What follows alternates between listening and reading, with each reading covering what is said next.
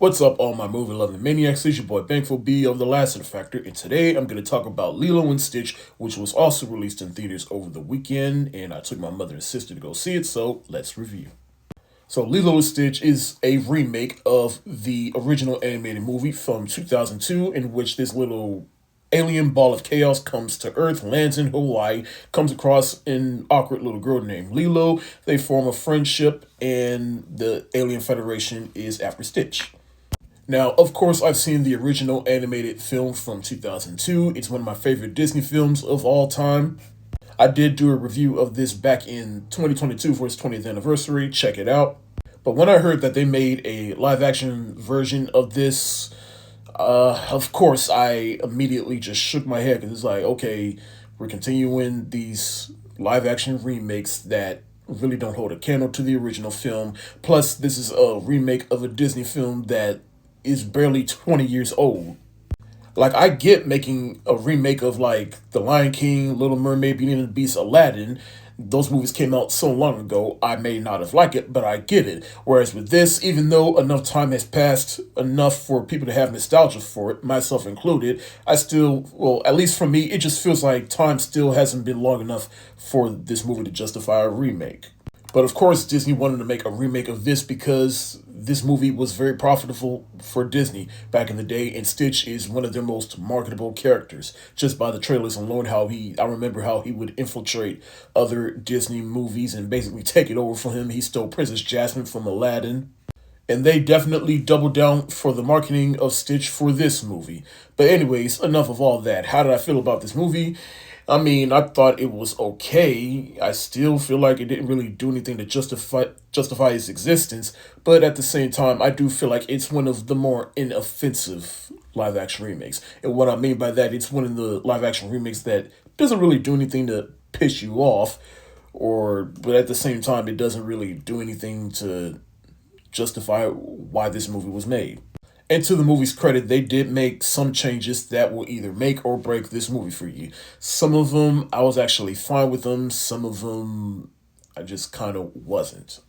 But at the same time, the changes that didn't really do it for me didn't ruin the movie for me. I just still walked away from the movie. I'm like, okay, why did we really need this?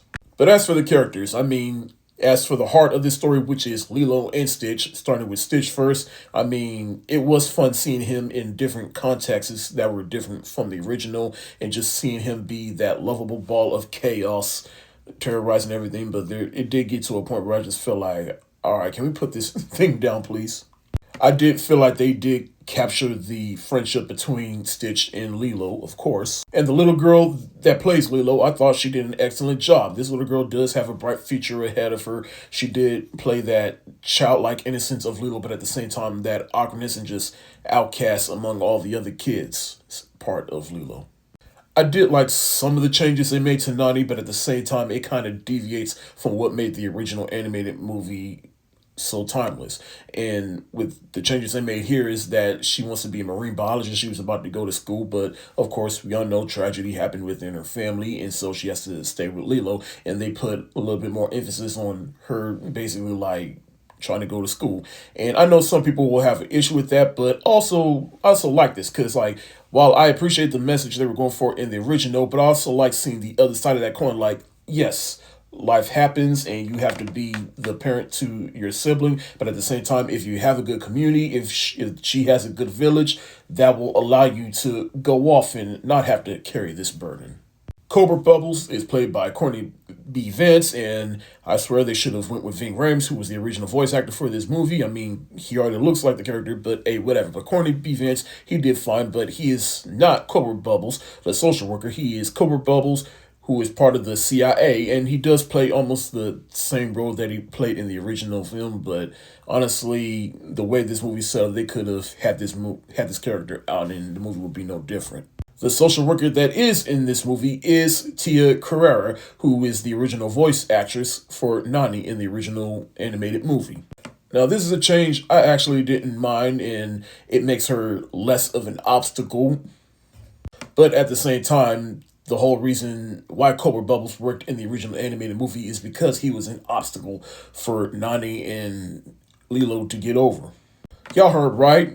Captain Gantu is not in this movie. Instead, we got Jumba and Plinkly, who was also in the original animated movie, but it's like because Captain Gantu is not in the movie, now Jumba's role is switched up.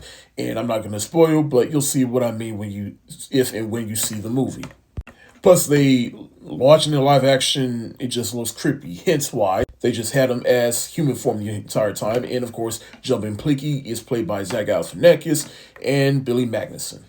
Look, I'm not going to spend too much time on this movie. Either you're interested in see this movie or you're not. And if you are interested, you probably would have seen this movie by now. And you already know what the deal is with live action Disney remakes. This one isn't really going to change your tune from however you feel about them now.